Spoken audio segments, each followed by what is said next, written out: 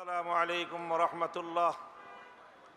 الحمد لله رب العالمين والصلاة والسلام على سيد المرسلين وعلى آله وأصحابه أجمعين. أما بعد، أعوذ بالله من الشيطان الرجيم.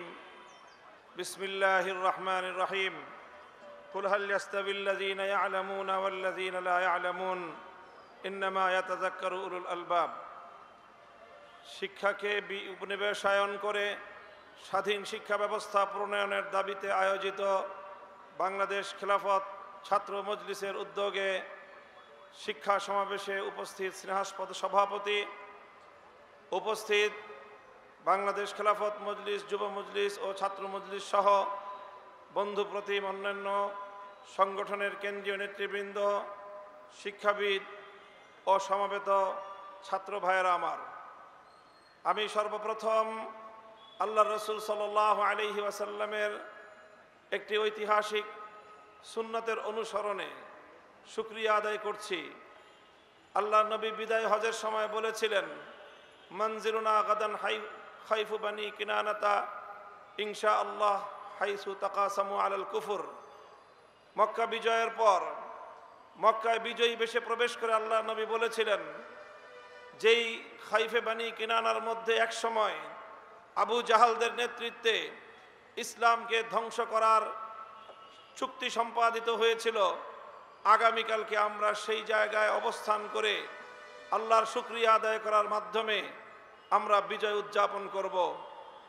আজ আমরা 2013 সালের পর এক যুগের পরে শাহবাগ চত্বরে দাঁড়িয়ে যেখান থেকে ইসলামকে ধ্বংস করবার ষড়যন্ত্র পরিচালিত হয়েছিল, আল্লাহর শুকরিয়া আদায় করার মধ্য দিয়ে আমরা নতুন বাংলাদেশ গঠনের বিজয়ের সূচনা করতে চাই।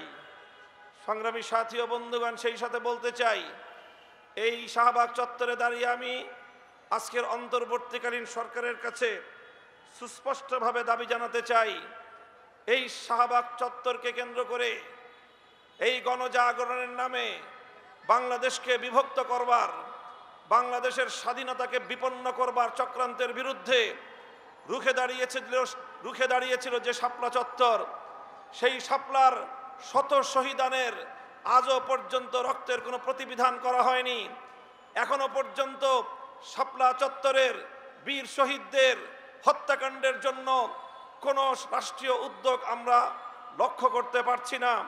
আমি স্পষ্ট ভাষায় দাবি করতে চাই, একটি স্বাধীন তদন্ত কমিশন গঠনের মধ্য দিয়ে শাপলা চত্বরের সকল হত্যাকাণ্ডের জন্য স্বৈরাচারী খুনি শেখ হাসিনা সহ তার শাপলার সকল সহযোগী খুনিদেরকে অতি দ্রুত আন্তর্জাতিক অপরাধ ট্রাইব্যুনালে মামলা দায়েরের মাধ্যমে বিচার ব্যবস্থা নিশ্চিত করতে হবে।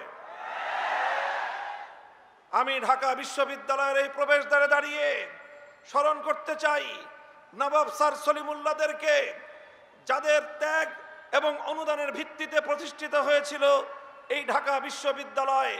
ঢাকা বিশ্ববিদ্যালয় কর্তৃপক্ষের কাছে আমাদের দাবি থাকবে, আমরা আর আবেদন করছি না, এখন থেকে আমরা দাবি করছি, আপনারা আমাদের দাবিগুলোকে কিভাবে মূল্যায়ন করেন আগামী দিনে সেটা আমরা পর্যালোচনা করব। আমরাও মূল্যায়ন করে আগামীর পদক্ষেপ এবং আমাদের কর্মসূচি আমরা নির্ধারণ করব। আপনারা রবীন্দ্রনাথের গান অথচ নবাব স্যার সলিমুল্লাহদেরকে আপনারা ভুলে যান, এই ধরনের আতেলগিরি বাংলাদেশে আগামী দিনে বরদাস্ত করা হবে না। আমরা অন্তর্বর্তীকালীন সরকারের কাছ থেকে তারা এদেশে ইসলামী শাসন ব্যবস্থা প্রতিষ্ঠা করবে এই ধরনের দিবাস্বপ্ন আমরা দেখি না। তবে আমরা স্পষ্ট ভাষায় বলতে চাই, আমরা ইসলামী রাষ্ট্র প্রতিষ্ঠার জন্য যে আন্দোলন, যে সংগ্রাম করছি, আমাদের পথে বাধা হয়ে দাঁড়াবার কোনো দুঃসাহস যেন আপনারা না দেখান। আমাদের কার্যক্রমকে ব্যাহত করে এমন কোন পদক্ষেপ আমরা বরদাস্ত করব না। ইসলামিক ফাউন্ডেশন সহ ইসলামী প্রতিষ্ঠানগুলোকে ইসলামের মূল ধারার বিপরীতে পরিচালনা করবার দুঃসাহস আমরা বরদাস্ত করব না। আমাদের একজন প্রতিনিধি রয়েছেন, ধর্ম উপদেষ্টা, ধর্মীয় সকল প্রতিষ্ঠানগুলোতে তার উপদেশ, তার দিক নির্দেশনার আলোকে পরিচালিত হবে। তিনি এদেশের আলেম সমাজের কাছ থেকে পরামর্শ গ্রহণ করবেন। তার পরামর্শের ভিত্তিতে যদি ইসলামী অঙ্গনগুলোকে পরিচালনা করবার ক্ষেত্রে যে কেউ অন্তরায় হয় বলে আমরা প্রমাণ পাই, আমরা রাজপথে যে কোনো মূল্যে সেটাকে প্রতিহত করব ইনশাআল্লাহ।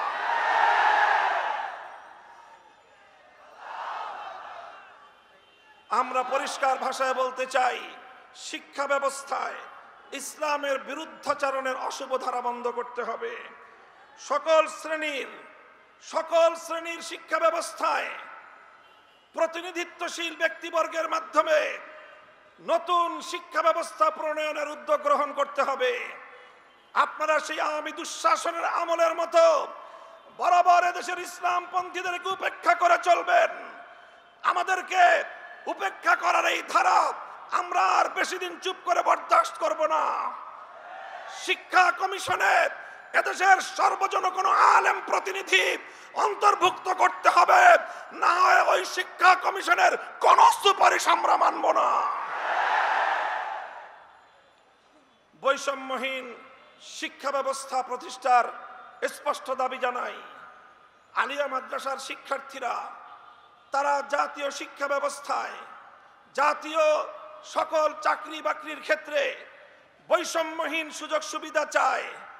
এক্ষেত্রে মেধার ভিত্তিতে সকলের জন্য সকল ব্যবস্থায় যত ধরনের বৈষম্যমূলক নীতি রয়েছে, বৈষম্যমূলক ব্যবস্থা এবং আইন রয়েছে, সেগুলোর বিলোপ করতে হবে। কিছু কিছু বিভাগে, অনেক পাবলিক বিশ্ববিদ্যালয়ে আলিয়া মাদ্রাসার ছাত্রদের জন্য ভর্তির সুযোগ রাখা হয় নাই। অনেক চাকরির ক্ষেত্রে বৈষম্য করা হয়। এই বৈষম্য আমরা আর কয়েকটা দিন দেখব, এরপরে আর দেখব না, প্রতিরোধ করব ইনশাআল্লাহ। আমাদের কওমি মাদ্রাসার ব্যাপারে আমরা অত চাকরি বাকরির কথা বলি না, তবে শুধু এতটুকু বলবো, কওমি আলেম সমাজ যেভাবে চায় সেইভাবে কওমি শিক্ষা ব্যবস্থাকে মূল্যায়ন করতে হবে। কওমি আলেম সমাজের কাছ থেকে দেশ গঠনে মেধার অনুযায়ী যথাযথভাবে রাষ্ট্রীয় সকল পর্যায়ে তাদের জন্য সেবা প্রদান করবার, কর্মসংস্থানের সুযোগ নিশ্চিত করতে হবে। সংগ্রামী সাথী ও বন্ধুগণ, উপনিবেশায়নের যে কথা আজকে আমরা বলছি, আমরা দেশটাকে কলোনি হিসেবে আর দেখতে চাই না। ব্রিটিশরা আমাদেরকে এক সময় কলোনি হিসেবে ব্যবহার করেছে। ভারত আমাদেরকে কলোনি হিসেবে ব্যবহার করবার জন্য তার সেবাদাসী শেখ হাসিনাকে বছরের পর বছর আমাদের কাঁধের উপর চাপিয়ে রাখবার অপচেষ্টা চালিয়েছে। এই অপচেষ্টার পরিণাম কি হয়েছে? ভারতকে এখান থেকে শিক্ষা গ্রহণ করবার জন্য আমি উদাত্ত আহ্বান জানাবো। আর কোনদিন যেন এই স্বাধীন বাংলাদেশে কোন সেবাদাস প্রতিষ্ঠার দুঃস্বপ্ন যেন ভারত না দেখে। অন্য সকল সাম্রাজ্যবাদী শক্তিদেরকে আমরা স্পষ্ট সতর্ক বার্তা দিয়ে দিতে চাই, বাংলাদেশ স্বাধীন হয়েছে, স্বাধীনভাবে পরিচালিত হবে, অন্য কোন সাম্রাজ্যবাদের সেবাদাস হবে না। বাংলাদেশের শিক্ষা ব্যবস্থা কোরআন ও বিজ্ঞান ভিত্তিক শিক্ষা ব্যবস্থা চলবে, বিজ্ঞান ভিত্তিক শিক্ষা চলবে। বিজ্ঞান ভিত্তিক বিজ্ঞানীর যে বিজ্ঞান বিভাগের বাইরে বিশেষ করে কলা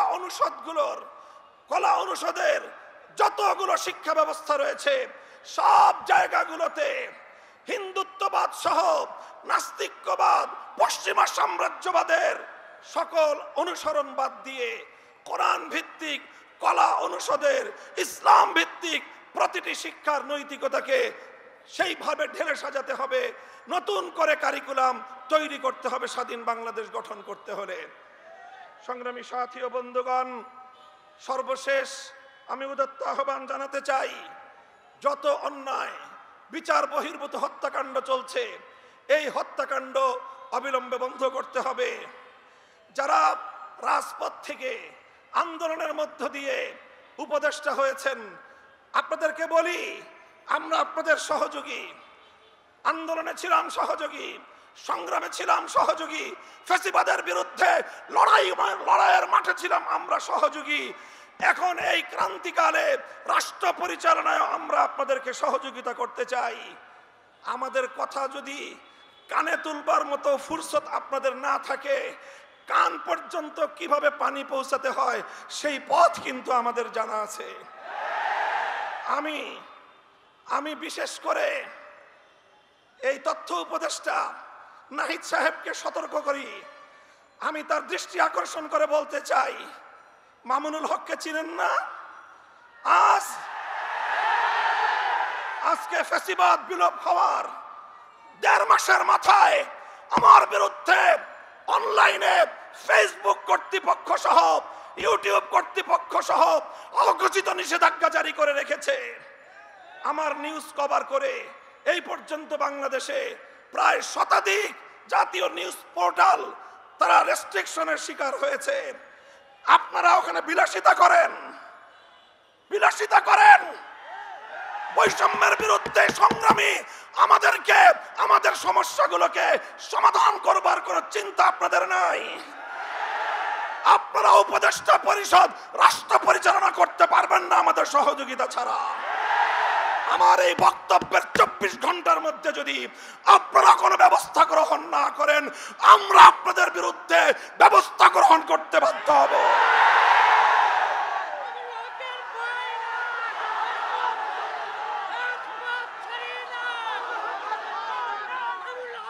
সংগ্রামী সাথী ও বন্ধুগণ, আমরা পরিষ্কার ভাষায় বলি, আন্দোলনে ছিলাম আমরা, সংগ্রামে ছিলাম আমরা, রক্ত দিয়েছি আমরা, কারারুদ্ধ হয়েছি আমরা, অন্যায় অপমানের শিকার হয়েছি আমরা, ষড়যন্ত্রের শিকার হয়েছি আমরা, যুদ্ধ করে বিজয়ের রণাঙ্গনেও ছিলাম আমরা। এখন সম্মিলিতভাবে এই রাষ্ট্রটাকে এগিয়ে নেওয়ার দায়িত্ব আমাদের। আমরা সহযোগিতা করতে চাই, গায়ে পড়ে সহযোগিতা করতে চাই। আমাদের গায়ে পড়ে সহযোগিতা যদি পায়ে ঠেলতে চান, সে পা ভেঙ্গে গুড়িয়ে দিতে এক মুহূর্ত আমরা বিলম্ব করব না। আল্লাহ পাক রব্বুল আলামিন এই বাংলাদেশকে একটি সুন্দর, সমৃদ্ধশালী একটি বাংলাদেশ হিসেবে এগিয়ে নেওয়ার তৌফিক দান করুন। আমরা পরিষ্কার ভাষায় বলি, আমরা ইসলামী রাজনীতি করি। এদেশে খেলাফত রাষ্ট্র ব্যবস্থা প্রতিষ্ঠার জন্যই আমাদের জীবন যৌবনকে আমরা উৎসর্গ করতে চাই। আপনারা কে কি রাজনীতি করবেন আপনাদের বিষয়। আমরা আমাদের আদর্শ আপনাদের উপর জোর করে চাপিয়ে দিতে চাই না, কিন্তু আমাদের রাজনীতির প্রতি যদি কেউ বৈষম্যমূলক দৃষ্টিভঙ্গি নিয়ে তাকাবার চেষ্টা করেন, চোখ উপড়ে ফেলবো। আমরা কারো করুণা চাই না, অধিকার চাই। ভিক্ষা চাই না, আমরা অধিকার চাই। অধিকার যদি সহজে না দেয়, অধিকার আদায় করে নিতে পারি আমরা। রক্তের প্রয়োজন হলে রক্ত দেই, অধিকার আমরা আদায় করে নেই।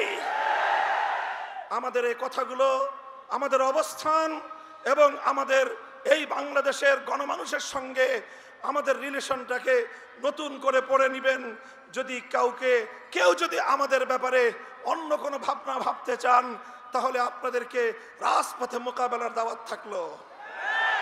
সংগ্রামী সাথী ও বন্ধুগণ, একটি সুন্দর বাংলাদেশ গড়ে উঠুক, বৈষম্যহীন বাংলাদেশ গড়ে উঠুক।